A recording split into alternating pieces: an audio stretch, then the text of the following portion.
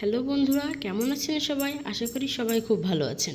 আমিও খুবই ভালো আছি। আজ আপনাদের জন্য নিয়ে আসলাম হোমমেড বিস্কিট রেসিপি। তাহলে চলুন রেসিপিটা শুরু করা যাক। প্রথমে চালনিতে দিয়ে দিচ্ছি এখানে 2 কাপ পরিমাণে ময়দা, তারপরে দিয়ে দিচ্ছি হাফ টি স্পুন পরিমাণে লবণ, 1 টেবিল স্পুন পরিমাণে বেকিং পাউডার, 1/3 কাপ পরিমাণে গুঁড়া দুধ এবং 1 কাপ পরিমাণে পাউডার সুগার। এবারে এইগুলোকে শুকনো উপকরণগুলোকে সুন্দর করে মেখে নেব। এইটা যত ভালো মাখা হবে তত ভালো বিস্কুটটা তৈরি হবে। এখানে আমি ফ্লেভারের জন্য অ্যাড করছি 2 চামচ পরিমাণে ঘি। ঘিটা সম্পূর্ণ আমি ফ্লেভারের জন্য দিয়েছি, আপনারা চাইলে স্কিপ করতে পারেন। এটাকে ভালো করে ময়ান দিতে হবে, এইভাবে মুট করা পর্যন্ত। তারপর আমি এখানে 1 কাপ পরিমাণে তেল ব্যবহার করতেছি। তেলটাকে অল্প অল্প করে দিয়ে সুন্দর করে একটা ডো করে নেব। এখানে জলের কোনো রকম কোনো ব্যবহার হবে না, জল বাদেই আমরা বিস্কিটের জন্য ডোটা রেডি করব।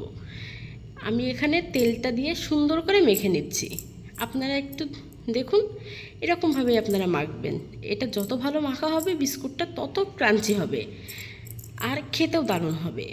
এই কারণে একটু সময় নিয়ে আস্তে ধীরে এটাকে রেডি করতে হবে। তারপর আমি একটা থালে তেল ব্রাশ করে নিচ্ছি। এবার বিস্কুটের শেপটা আমি হাত দিয়ে দিয়ে দিচ্ছি। আপনারা চাইলে আপনাদের পছন্দ মতো যে কোনো রকমের একটা শেপ দিতে পারেন। আমার এই গোলটা পছন্দ হয়েছে, আমি গোল গোল রাউন্ড টাইপের একটা বিস্কিটের শেপ দিয়ে দিচ্ছি। তারপর আমি এখানে একটু সামান্য ডিজাইন করে দিলাম। এবার আমি কড়াইতে একটা প্যান বসিয়েছি, সেটাকে 10 মিনিট ফ্রি হিট করলাম। বিস্কিটগুলোর উপরে ডিমের কুসুম সুন্দর করে ব্রাশ করে দিয়েছি। এটা আপনাদের দেখাতে ভুলে গেছি।